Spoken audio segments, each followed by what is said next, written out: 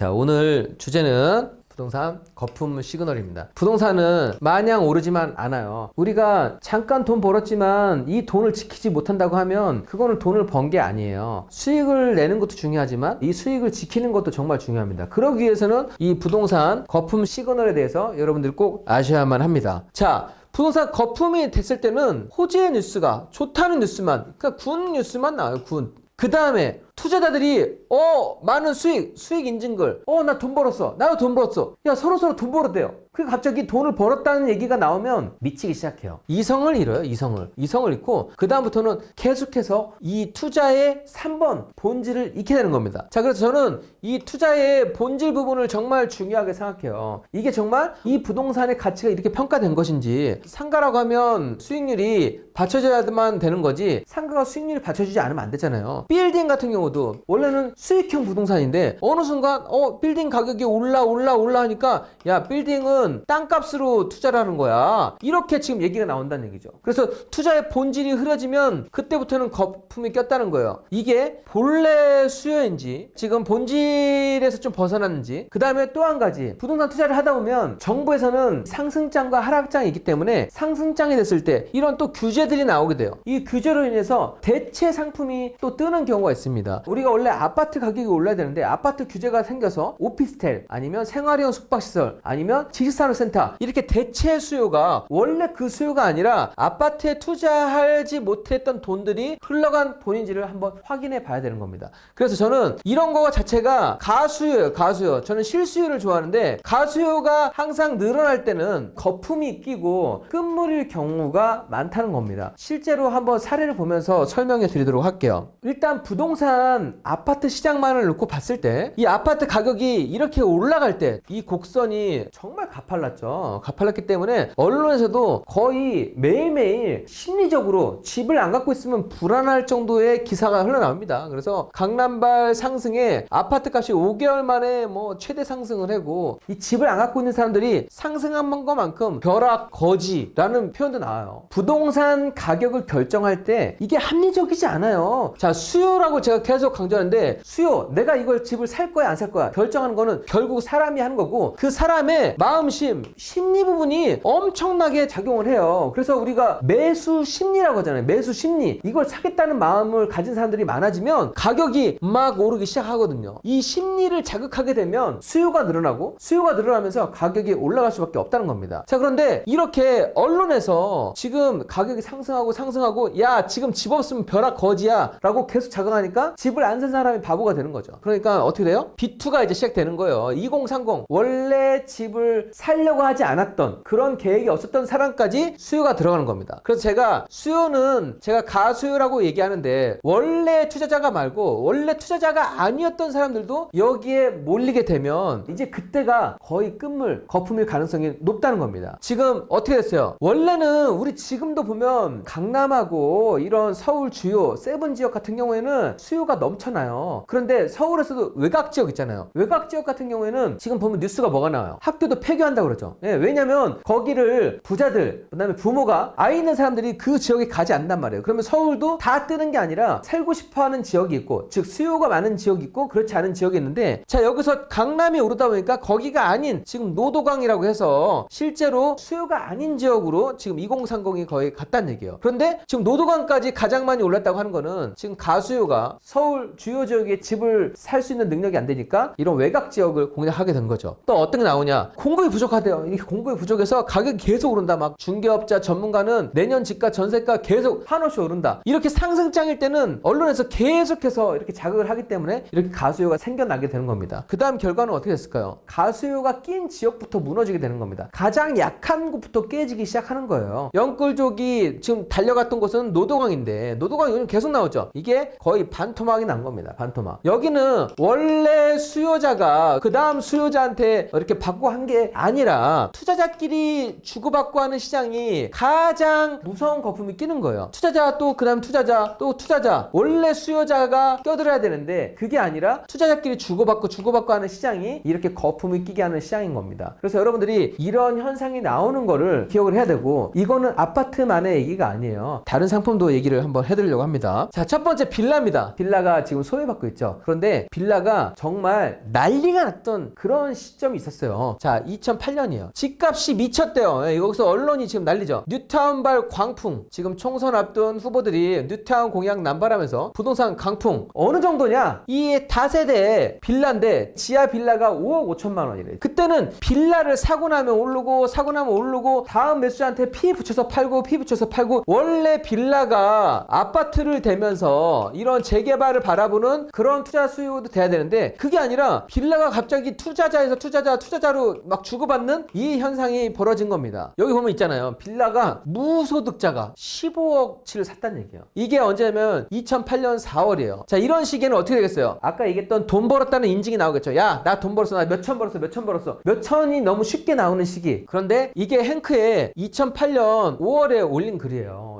이 현상이 지금 정상적이지 않은 거예요. 너무 정상적이지 않아서 제가 우리 행크 회원분들은 이런 거에 휩쓸리면 안 되기 때문에 제가 빌라 투자 옥석 가리기를 해야만 한다. 아까 쪽방 반지하가 5억 5천 되는 거는 이게 아파트가 됐을 때 합리적인 가격이 아니거든요. 그 다음 매수자가 사도 실익이 없는 가격인데 거의 폭탄 돌리기 개념이 나오는 거예요. 현재 단계에서는 근거도 없고 호재도 없는 부동산 퍼뜨리고 있어 집값이 막 요동치고, 이 투자자는 그냥 다음 투자자 모집해서 자기 거 그냥 물건 던져놓고 나오면 그런 사람들이 많았단 말이에요. 그래서 물건을 막 찍기라고 하죠. 찍기. 왜냐하면 그냥 내가 계약만 해놓고 나 이거 잡았어. 매수자 변경을 하면서 돈을 몇 천을 받는 그런 시장이 됐기 때문에 여러분들 이런 거에 지금 휩쓸리면 안 되고, 옥석 가리기 그래도 빌라에서 아파트가 될 수 있는, 그리고 주요 지역이 될 수 있는 걸로만 해야 되지, 이런 식의 광풍에 휩쓸려서 막 찍으면 안 된다 라고 제가 말씀드렸습니다. 자, 이게 2008년 5월인데 어떻게 됐을까요? 2008년 12월 이 시기에 서브프라임하고도 맞물리긴 했지만 뉴타운이 거의 박살이 났죠. 뉴타운 마이너스 프리미엄이 생겼고요. 여기 부동산 중개업소 자살하고, 그래서 여러분들이 이렇게 광풍이 불었을 때는 오히려 흥분하면 안 되고 내가 옥석 가리기를 최소한 해야 된다는 얘기입니다. 자, 그 다음에 부동산 투자를 하다 보면 이런 거를 계속 볼 수가 있어요. 다음은 법인입니다. 법인. 이게 2019년 9월이에요. 2019년 9월인데 문재인 정부 들어서서 이 주거에 대해서 규제를 많이 하다 보니까 대부분 다 이 법인으로 이동을 한 거예요. 그래서 서울에서만 8배 법인 명의로 아파트를 딱 구입한대요. 자, 이것도 비이성적인 행동이거든요. 이렇게 많이 가면 원래는 소수가 하면 규제 대상이 아니지만 이 사람들이 다수가 돼버리면 이때부터는 규제가 들어갈 수밖에 없다는 얘기예요. 2019년 9월 23일 이때 법인을 활용한 투자 이제 주의해야 될 타이밍이다. 법인을 활용한 투자 지금 하면 안 된다. 지금 성공담이 나오고 있지만 이제부터는 절대 하면 안 되고 정말 주의해야 된다. 이거에 대해서 그냥 여기도 마찬가지로 옥석 가리기로 하고, 앞으로 부동산 세금이 정말 부담스럽게 개편됐는데 특히 다주택자가 부담스럽고 있는데 지금 법인만 혜택을 줄 수는 없다. 그래서 법인 대출 규제 세법 강화가 될 거니까 이게 예상되니까 여러분들 조심하셔야만 한다라고 제가 시그널을 드렸습니다. 그래서 칼럼을 올렸어요. 그 다음에 어떻게 됐을까요? 2019년 9월에 올렸는데 2020년에 여기 규제 지역 넓히고 법인 투자를 막고 대출을 지금 올려버렸죠. 대출을 못 받게 해버렸어요. 그러니까 법인 투자 맞았으니까 이거를 투자했던 사람이 그 다음 사람을 거의 찾지 못하게끔 만들어 놨습니다. 다주택자 취득세가 12% 인상되면서 법인도 마찬가지로 12%로 취득세를 올려버렸어요. 종부세율도 최고로 해가지고 저 법인으로 서울의 아파트를 샀던 분들은 거의 몇 천에서 억 단위로 종부세가 나와버렸어요. 오히려 그 규제 안에 들어가서 잠깐의 세금 혜택을 보려고 들어갔던 사람들이 세금 폭탄을 맞고서 이러지도 저러지도 못하는 상황에 발생됐습니다. 야, 이 시기에 돈 벌고 이 시기에 이게 핫하다고 해서 그걸 무조건 쫓아가 버리면 안 된다는 얘기예요. 자, 다음은 마지막으로 지산입니다. 이게 지식산업센터죠. 이것도 보면 아까 제가 법인이랑 마찬가지로 아파트를 대부분 사람들이 선호하는데 이 아파트에 대해서 규제가 들어오니까 이 돈이 지산으로 흘러간 겁니다. 유동자금이라고 하죠. 유동자금이라고 하는 거는 이 돈은 멈춰 있는 게 아니에요. 언제든지 이익이 난다고 하면 순식간에 흘러가는 경향이 있습니다. 자, 그런데 아파트에서 규제가 나오니까, 여기서 규제가 나와서 더 이상 할 수 없게끔 하니까 이 돈들이 가만히 있는 게 아니라 거의 지산으로 또 많이 흘러갔단 말이에요. 그래서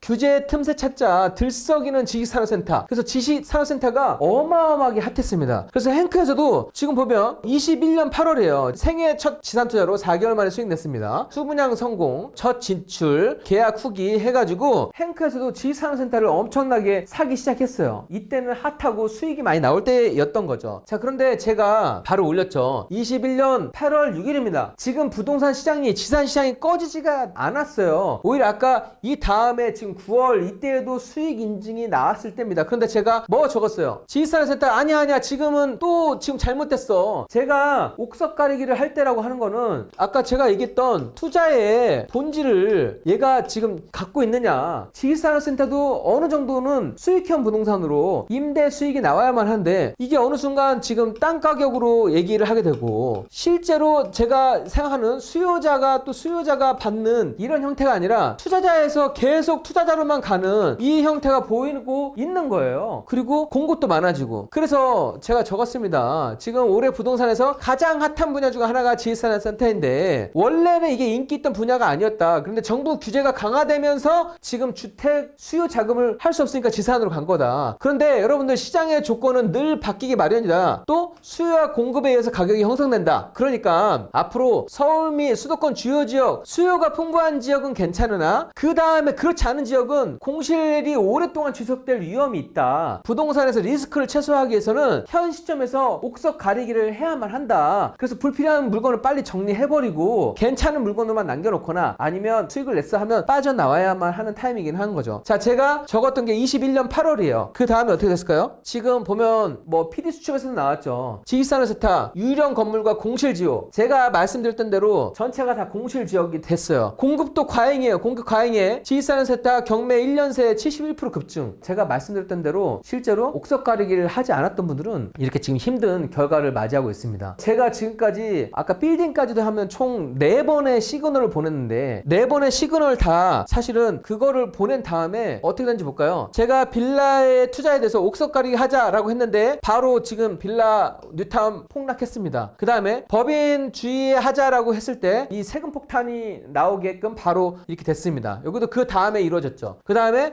지산 옥석 가리기를 하자라고 하고 나서 PD수첩 나오고 이 공실이 등장해서 엄청나게 피해가 양산됐습니다. 제가 주의해야 된다고 하는 그 시점 자체는 수익 인증글이 많이 올라올 때에서 아까 마음이 막 나는 사고 싶은 마음밖에 없어. 이게 투자의 본질, 이 부동산이 원래 제공하려고 했던 지산이라고 하면 투자자의 목적이 아니라 거기 공장을 쓰려고 하는 수요가 있어야만 하잖아요. 그런데 그건 생각 안 하고 여기서도 돈 벌고 저기서 돈 벌었다고 하니까 다른 기초적인 부분을 판단하지 않고 투자 열풍에 뛰어들어서 이렇게 되는 겁니다. 일단 이런 결과를 좀 말씀드리는 거는 앞으로도 여러분들이 부동산 투자를 하다 보면 옆에서 나 돈 벌었어 이런 말이 나오면 미쳐요. 정말 아까 미친 가격이라 한 것처럼 그거는 가격만 미친 게 아니라 옆에 사지 못한 사람을 미치게 만드는 겁니다. 아까 제가 말씀드렸던 그 포인트를 꼭 기억하시면 좋겠어요. 투자를 할 때 지켜야 될 게 있어요. 언론을 모니터해야 한다고 그랬죠. 예, 언론을 모니터하고 투자의 본질도 알아야만 하고 이 투자의 본질 부분 언론에서 계속 상상한다고 했을 때 원래 이게 진정한 수요인지 가수요인지를 또 구분해야 되고 이거 그다음 투자의 본질까지만 따진다고 하면 여러분들이 물릴 일은 크게 없다고 봐요. 제가 항상 얘기하죠. 우리가 무릎에서 사서 어깨에서 팔라고 하는 거는 내가 거의 끝물일 때 더 최고점을 예상하지 말고 적정하게 수익이 났으면 과감하게 그건 그 다음 사람 드세요 하고 빠져나올 수가 있어야 되는 겁니다. 욕심이 너무 과해도 안 되는 거예요. 이게 항상 다수가 해버리면 사람은 안전함을 느껴요. 나 말고 이 사람도 하고 이 사람도 하고 그러면은 되게 안전하다고 느끼는 그게 사람의 뇌가 그렇게 만들어졌어요. 일단 여러분들이 투자의 본질 절대 잊으면 안 되고 그다음에 누가 돈을 벌었다고 해도 이게 그 수익에 맞는 건지를 확인한 다음에 추격 매수를 하려고 하지 마세요. 그거 아니면 다음에 또 기회가 있다고 생각하면 되지. 이때만 기회인가? 또 기다리면 기회는 또 나오더라고요. 그래서 저는 이 투자 원칙은 꼭 지키고 있어요. 절대 무리하지 않는다. 수익을 차라리 추가로 올리지 않을지언정 추격 매수에서 지금 이게 투자의 본질을 벗어났으면 나는 투자를 하지 않는다. 이런 부분을 지키면서 투자를 하고 있어요. 아까 얘기했죠. 지금 생숙 같은 경우도 생활형 숙박시설도 이게 대출이 되기 때문에 돈이 몰려간 거지 원래 생활형 숙박시설이 투자를 해야 되는 대상은 아니잖아요. 그런데 이게 주거가 안 됨에도 불구하고 대체제인데 이거를 투자의 본질을 잊고 투자했다고 하는 거는 여러분들이 이 기본적으로 수요 부분을 늘 생각하면서 그 다음에 투자자에서 투자자로 가는지 이 부분도 생각하면서 이 투자를 해가시면 좋을 것 같습니다. 오늘 부동산 거품 시그널 이런 게 나왔을 때는 어떻게 여러분들이 어떤 부분을 체크하고 나는 어떤 행동을 취해야 되는지 제가 말씀드렸습니다. 첫 번째 특강 여기까지 하도록 하고요. 사실 저는 행크라는 커뮤니티를 운영하면서 정말 진심 제 안에 있는 분들은 정말 자식 같아요. 자식 같은 마음으로 제가 바라보고 챙기고 있습니다. 여기에서 정말 많은 분들이 더 좋은 결과만 냈으면 좋은데 그렇지 않은 경우도 있잖아요. 꼭 저런 거품 시기가 아니라 여러분들이 안 좋은 결과를 맞이하기도 합니다. 왜냐하면 사람이기 때문에 뭔가 시세도 좀 잘못 조사할 수도 있고 이 권리 분석을 못할 수도 있고 실수를 할 수는 있다고 생각을 해요. 네, 그래서 이제 이렇게 투자에 대해서 좀 실패를 했을 때 투자 실패 극복법에 대해서 말씀을 드리려고 합니다. 투자를 실패했을 때 뭐 어떻게 보면 투자가 아니라 뭐 인생에서도 마찬가지예요. 인생에서도 굴곡이 있다고 하잖아요. 인생은 우상향 없습니다. 인생은 굴곡이 있고 투자도 굴곡이 있을 수밖에 없다. 그런데 이런 투자에서 정말 안 좋은 결과를 맞이했을 때 어떻게 극복하면 되는지 그 부분도 말씀드리도록 하겠습니다. 지금 뭐 뉴스 나오죠.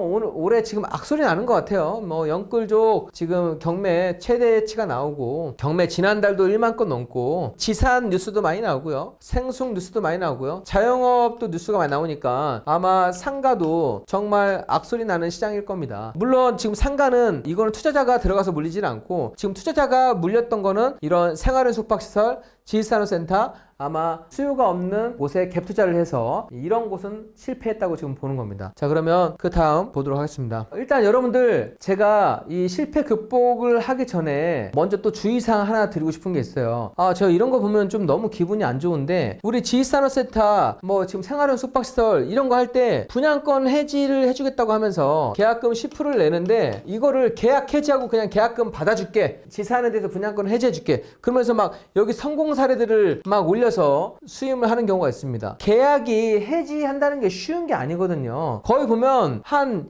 1에서 10%도 안 돼. 10%도 안 된다. 1에서 한 3%라고 얘기하면 여기서는 성공 사례가 정말 이거랑 딱 부합되는 사례인지도 모르겠지만 이미 여기서 손해본 사람한테 소송 수임료 또 300에서 또 500만 원을 추가로 내고 신락 같은 희망을 주는 거예요. 그런데 실제로 그렇지 않아요. 이게 희박한 확률이에요. 내가 상처 얻었는데 저렇게 해지하는 게 정말 명확한 조건이 아니면 여러분들이 변호사 수임료를 또 추가로 지출하면 안 되거든요. 아까 법인에 대해서도 종부세가 위헌이다. 종부세 위헌 소송을 하고 이렇게 분양권 해지 소송하면 여기서는 추가로 돈을 버리는 거예요. 희박한 확률에는 베팅하지 않았으면 좋겠습니다. 여기에 이걸 정말로 했을 때는 나한테 브리핑을 정말 명확하게 잘못했거나 이렇게 부풀려고 했거나 거짓으로 했거나 그렇게 명백한 상황이 아니라고 하면 보통의 계약은 해지하는 게 쉽지가 않아요. 그래서 그 부분 하나 말씀드리고 싶고요. 왜냐하면 최근에 지산에 대해서 야 분양권 해지 가능하대 라고 해서 이걸로 정말 이렇게 다친 분들한테 또 소송비를 받으려고 하는 양심이 없는 그런 법률 전문가도 있습니다. 물론 그런 조건이 있는 분한테는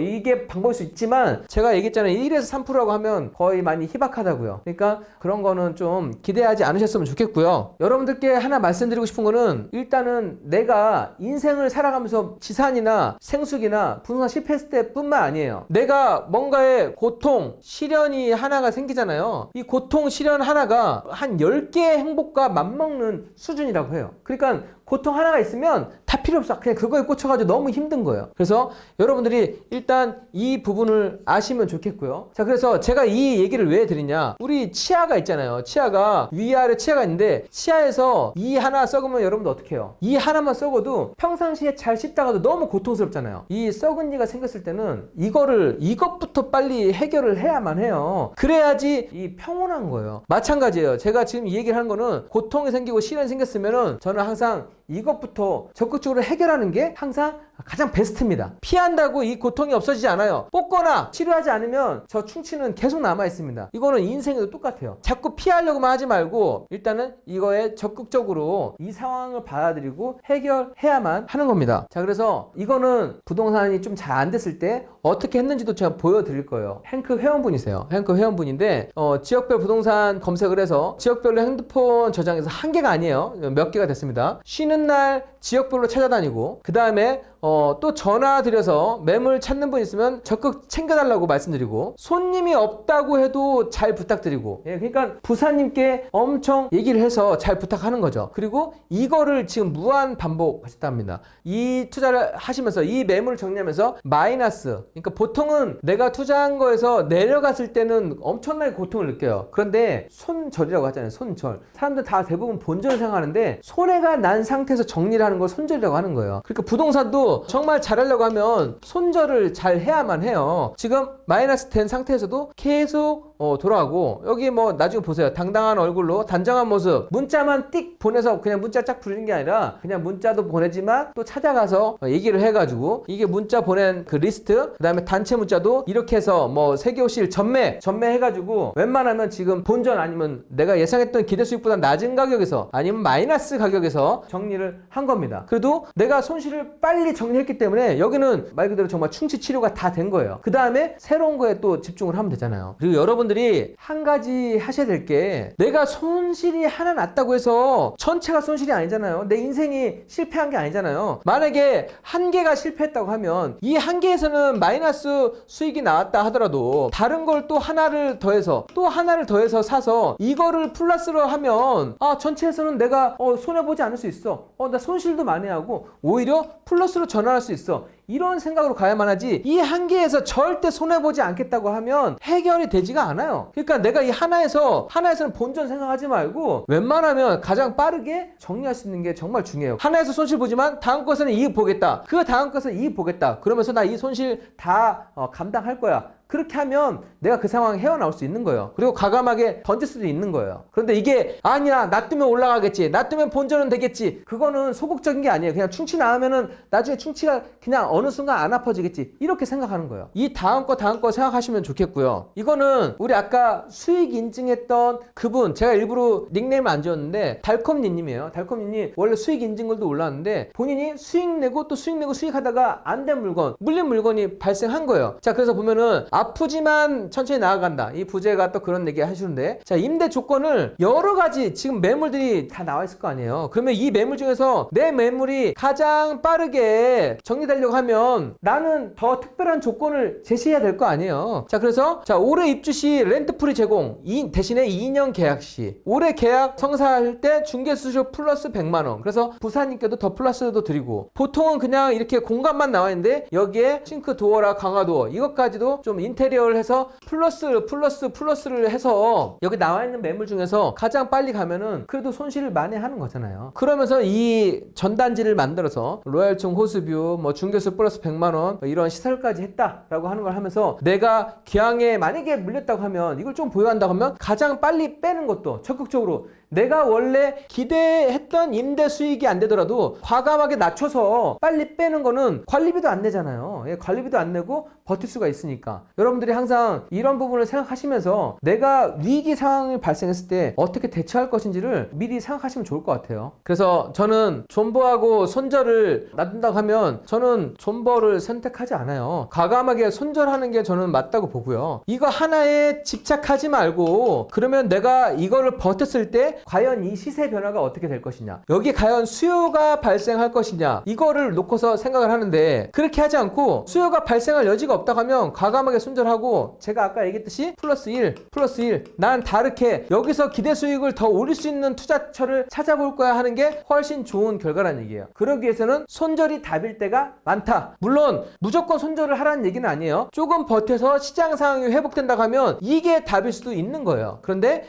그때는 여러분들이 항상 수요가 있는지를 판단하면서 존버를 할 것인지 손절을 할 것인지를 생각해 보시면 되겠습니다. 자, 마지막 정리하도록 하겠습니다. 여러분들 상처 입으신 분도 계실 건데, 사람은 누구나 살아가면 넘어지기도 하고, 그렇지만 넘어져서 그냥 누워버리면 그게 바로 실패가 되는데, 다시 내가 나를 정비하고 나아가면 더 단단하고 꼼꼼한 투자자가 될 수가 있습니다. 그래서 힘드시겠지만 이 말씀 드리고 싶어요. 내가 지금 포기하면 실패가 되고 나아가면 성공의 과정이 된다. 저도 여러분들께 좋은 모습만 보여드렸지만 늘 어떤 순간 작은 시련이 오고 작은 시련이 올 때마다 항상 극복하고 이거는 내가 성공하기 위한 과정이라고 생각하면서 이겨내거든요. 여러분들도 혹시라도 이런 상황이 됐다고 하면 힘내시고 이 상황을 또 받아들이고 과감하게 또 정리하면서 다른 거에서 또 수익을 내겠다고 생각하시면서 투자를 해갔으면 좋겠습니다. 가장 좋은 것은 거품 단계에서 거품이란 걸 인지하고 투자를 하지 않는 게 중요하고 혹시라도 사람이니까 그러지 못할 수도 있잖아요. 물릴 수도 있고 제대로 결과가 안 나올 수도 있는데 그런 상황이 됐다고 하면 오늘 제가 조언드린 것처럼 이렇게 실패를 극복해 가시면 좋겠습니다. 오늘 긴 시간 함께 하셔서 감사합니다. 네, 수고하셨습니다.